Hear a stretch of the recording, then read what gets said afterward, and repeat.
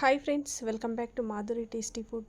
ఈరోజు నేను సూపర్ ఈజీగా టేస్టీగా బ్రేక్ఫాస్ట్ రెసిపీస్ని చూపించబోతున్నాను. ఈ ఒక్క పిండితో రకరకాల బ్రేక్ఫాస్ట్ రెసిపీస్ అయితే చేసుకోవచ్చు. నార్మల్ ఇడ్లీ, రాగి ఇడ్లీ, గుంత పొంగనాలు, దోశ, ఒకే టైంలో మీరు 4 రకాల టిఫిన్స్ అయితే చేసుకోవచ్చు. ఈ ఒక్క పిండితో అంతా రెడీ. టైం సేవ్, టెన్షన్ లేదు. మరి లేట్ ఎందుకు, స్టార్ట్ చేసేద్దాం. ఈ పిండితో ఇడ్లీ చేసుకుంటే ఇడ్లీలు మెత్తగా వస్తాయి. దోశలు క్రిస్పీగా ఎలా కావాలంటే అలా వేసుకోవచ్చు.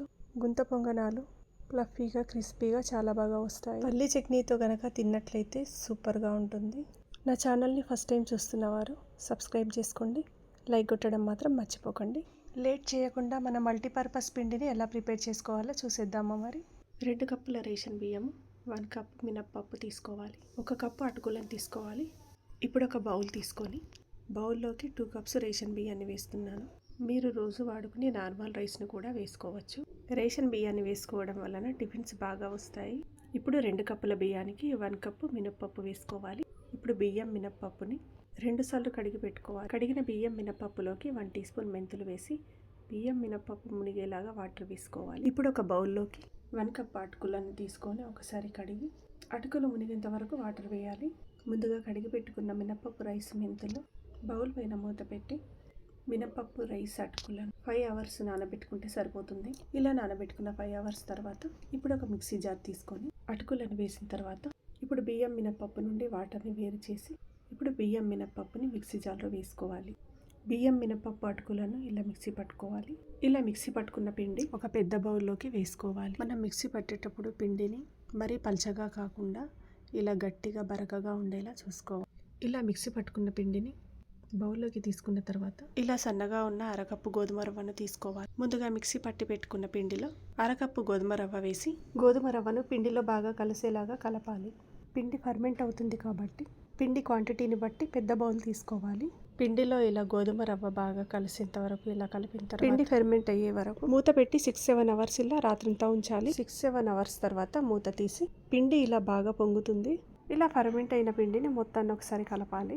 ఇప్పుడు మనం మల్టీపర్పస్ పిండి రెడీ అయిపోయినట్టే. ఇప్పుడు ఈ 4 రకాల టిఫిన్స్ కోసం పల్లీ చట్నీని అయితే ప్రిపేర్ చేస్తున్నాను. ముందుగా స్టవ్ ఆన్ చేసి కడాయి పెట్టి 1 కప్ పల్లీలు వేసుకోవాలి. పల్లీలను లో ఫ్లేమ్లో దోరగా వేయించుకోవాలి. ఇలా వేయించుకున్న పల్లీలలో 4 పచ్చిమిర్చిని ఇలా ముక్కలుగా కట్ చేసి వేసుకోవాలి. 2 వెల్లుల్లి రెబ్బల్ని, 1 రెమ్మ చింతపండు, 1 టీ స్పూన్ ఆయిల్ వేసి అన్నింటినీ ఫ్రై చేసుకున్న తర్వాత స్టవ్ ఆఫ్ చేసి పల్లీలు చల్లబడిన తర్వాత మిక్సీ జార్లోకి వేసుకోవాలి. ఇలా పల్లీలను మిక్సీ జార్లో వేసిన తర్వాత 1 టీ స్పూన్ సాల్ట్, తగినన్ని వాటర్ వేసి ఇప్పుడు పల్లీల చట్నీని మిక్సీ పట్టుకొని ఒక బౌల్లోకి తీసుకోవాలి. ఇప్పుడు మనం మిక్సీ పట్టుకున్న పల్లీల చట్నీ మరీ పల్చగా కాకుండా గట్టిగా కాకుండా చూసుకోవాలి. పల్లీల చట్నీకి పోపు పెట్టేసుకుందాం. ఇప్పుడు స్టవ్ ఆన్ చేసి కడాయి పెట్టి 2 టీ స్పూన్స్ ఆయిల్ వేసుకోవాలి.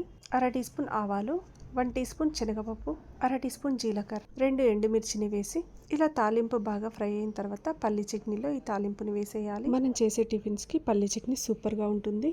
ఇప్పుడు ఒక బౌల్ తీసుకొని ఇప్పుడు కొద్దిగా పిండిని బౌల్లోకి తీసుకుంటూ 4 రకాల టిఫిన్స్ చేసేద్దాం. ఫస్ట్ నార్మల్ ఇడ్లీ చేసుకుందాం. బౌల్లోకి కొద్దిగా పిండి తీసుకొని కొద్దిగా సాల్ట్ వేసి కాస్త కలపాలి. ఇప్పుడు ఇడ్లీ పాత్ర తీసుకొని నెయ్యి కానీ నూనె కానీ బాగా స్ప్రెడ్ చేసి ఇడ్లీ పిండి వేసిన తర్వాత స్టవ్ ఆన్ చేసి ఇడ్లీ కుక్కర్ పెట్టి 1 గ్లాస్ వాటర్ వేసి ఇలా వాటర్ మరిగేటప్పుడు ఇడ్లీ పాత్రను కుక్కర్లో పెట్టి 5 నుండి 10 నిమిషాలు ఇలా ఇడ్లీని స్టీమ్ చేయాలి. ఇలా 10 నిమిషాలు ఇడ్లీని స్టీమ్ చేసిన తర్వాత ఇడ్లీలు ఇలా దూదిల్లా మెత్తగా వస్తాయి.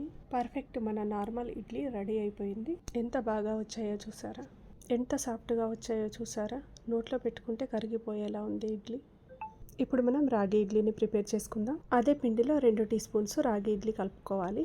ఇప్పుడు రాగి పిండి బాగా కలిసేలా కలిపిన తర్వాత 1 చిటిక బేకింగ్ సోడా వేసుకోవాలి. నార్మల్ ఇడ్లీకి నేను బేకింగ్ సోడా వేయలేదు. అప్పటికప్పుడు రాగి పిండి కలుపుకుంటే మాత్రం బేకింగ్ సోడా వేసుకోండి. ఇప్పుడు కలిపిన రాగి పిండిని ఇడ్లీ పాత్రలోకి వేసుకోవాలి. ఇలా వేసుకున్న తర్వాత ఇడ్లీ పాత్రను కుక్కర్లో పెట్టి స్టీమ్లో రాగి ఇడ్లీని ఉడికించాలి. ఇలా స్టీమ్ చేసిన రాగి ఇడ్లీని ప్లేట్లోకి తీసుకుందాం. రాగి ఇడ్లీలు ఎంత పర్ఫెక్ట్గా స్పాంజీగా వచ్చాయో చూడండి. అప్పుడప్పుడు ఇలా రాగి ఇడ్లీని హెల్తీగా చేసి తినండి. చూడండి రాగి ఇడ్లీ ఎంత సాఫ్ట్గా వచ్చాయో, తింటుంటే ఇంకా తినాలనిపించేలా ఉన్నాయి. నెక్స్ట్ దోశలు అయితే ప్రిపేర్ చేసుకుందాం. ఒక బౌల్లోకి ఇలా పిండి తీసుకొని కాస్త ఉప్పు వేసి కలిపి స్టవ్ ఆన్ చేసి ప్యాన్ పెట్టి 2 గరిటెల పిండి వేసి ఇలా పలచగా దోశలు వేసుకున్నారనుకోండి క్రిస్పీగా వస్తాయి. మీకు ఎలా కావాలంటే అలా వేసుకోవచ్చు. ఈ పిండితో మనం బన్ దోశ కూడా వేసుకోవచ్చు. ఇలా దోశ వేసుకున్న తర్వాత ఇలా క్యారెట్ ఉల్లిపాయలు వేసుకోవాలి. ఇప్పుడు మూత పెట్టి 2 నిమిషాలు ఇలా దోశను రోస్ట్గా కాల్చుకోవాలి. ఇప్పుడు దోశను ప్లేట్లోకి తీసుకుందాం. చూసారా దోశ ఎంత క్రిస్పీగా వచ్చిందో. గోల్డెన్ బ్రౌన్ కలర్తో దోశ సూపర్గా ఉంది. ఇప్పుడు పెనం పైన మళ్ళీ ఒక దోశ వేద్దాం. పెనం పైన కొద్దిగా వాటర్ చల్లి ఇలా టిష్యూతో తుడిచేయాలి. ఇప్పుడు 2 గరిటెల పిండి వేసి దోశ వేసుకుందాం. పిండిలో కొద్దిగా వాటర్ కలిపి మీరు దోశలు వేసుకుంటే క్రిస్పీగా వస్తాయి. ఇప్పుడు దోశ పైన క్యారెట్ ఉల్లిపాయ ముక్కలు కొత్తిమీర వేసి 1 టీ స్పూన్ ఆయిల్ వేసి దోశను గోల్డెన్ బ్రౌన్ కలర్ వచ్చే వరకు ఇలా కాల్చాలి. దోశ ఇలా రెడీ అయిన తర్వాత ప్లేట్లోకి తీసుకోవాలి. ఇలా రెడీ అయిన దోశలను సాంబార్ చట్నీతో తింటే సూపర్గా ఉంటుంది. ఇప్పుడు చివరగా మిగిలిన పిండితో గుంత పొంగనాలు వేసేసుకుందాం. పిండిలో కాస్త సాల్ట్ వేసి కలపాలి. స్టవ్ ఆన్ చేసి పొంగనాల పెనం పెట్టుకోవాలి. ఇలా పెనం పెట్టుకున్న తర్వాత ఆయిల్ వేసుకోవాలి. ఇప్పుడు ఒక్కొక్క దాంట్లో పొంగనాలు వేసేసుకోవాలి. ఇలా పిండి వేస్తూ క్యారెట్ ముక్కలు ఉల్లిపాయ ముక్కలు కూడా వేసుకోవచ్చు. జీలకర్ర పచ్చిమిర్చి ముక్కలు ఉల్లిపాయ ముక్కలు వీటినన్నిటిని పిండిలో కలిపి వేసుకోవచ్చు. మీకు అవసరమైనంత బౌల్లోకి తీసుకొని మీరు స్టోర్ చేసుకోవాలి అనుకుంటే ఎయిర్ టైట్ కంటైనర్లో పెట్టుకొని ఫ్రిడ్జ్లో స్టోర్ చేసుకోండి. ఎప్పుడు కావాలంటే అప్పుడు 4 రకాల టిఫిన్స్ అయితే చేసుకోవచ్చు. వీడియో నచ్చితే లైక్ కొట్టండి. మీ ఫ్రెండ్స్కి ఫ్యామిలీ మెంబర్స్కి షేర్ చేయండి. ఇంకా టేస్టీ సింపుల్ రెసిపీల కోసం నా ఛానల్ని సబ్స్క్రైబ్ చేసుకోవడం మర్చిపోవద్దు. Madhuri tasty food. నెక్స్ట్ వీడియోలో మళ్ళీ ఒక కొత్త రెసిపీతో కలుద్దాం. అంతవరకు టేక్ కేర్. బాయ్.